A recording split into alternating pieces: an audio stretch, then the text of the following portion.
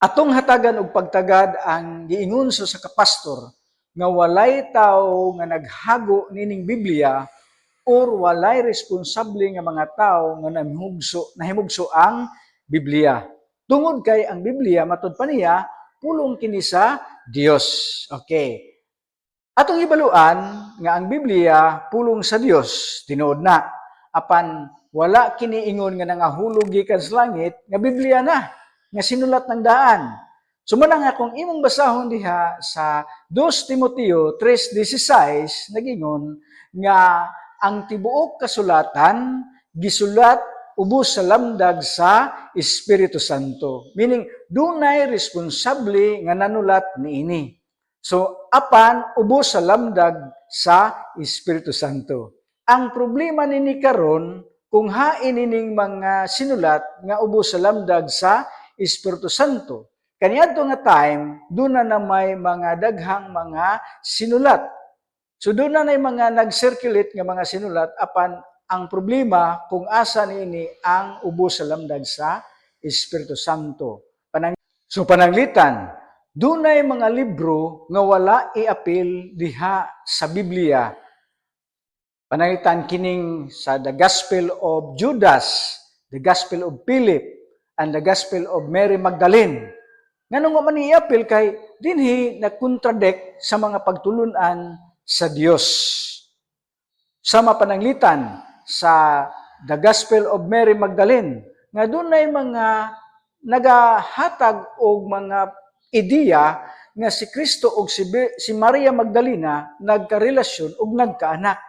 So meaning dili kini siya pagtulunan sa Dios. Mo na nga wala kini i-apel. So kinsa man ang naghasas niini nga mga libro aron i-apel sa Biblia. So ang simbahan mo nang dura kitay mga canonical books diha sa Biblia or canon diha sa Biblia. So ang naghasas ang simbahan. Pananglitan sa Council of Rome niadtong 382 AD nga pinaagi ni Papa Damaso I nga maoy nagpasiugda nga naghashas sila o nagdeklarar unsang mga libruha nga maapil sa Biblia or mga canonical books. Unya, gisigundahan ini sa didto sa Synod of Hippo niadtong 393 nga gi-reaffirm ang mga canonical books nga gihisgutan og kadtong gideklarar niadtong sa Council of Rome.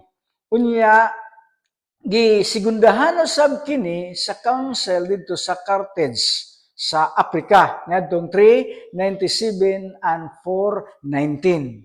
Unya gisigundahan usab kini sa Council of Florence niadtong 1431 ngadto sa 1449. Unya gideclare kini sa katapusan sa Council of Trent niadtong 1545 ngadto sa 1563. Unya gideclare nga kini siya is article of faith ang mga canonical books diha sa Biblia. Kinsa may naghago nga mabuhatan pud og kapitulo ang Biblia. Pinaagi usab sa usa ka obispo nga si Bishop Stephen Langton niadtong 1227. So kung imong kanahon sumada nga ang simbahan mo'y naghago nga mahimugso ang Biblia. Wala pa may protestante niadtong 382 AD.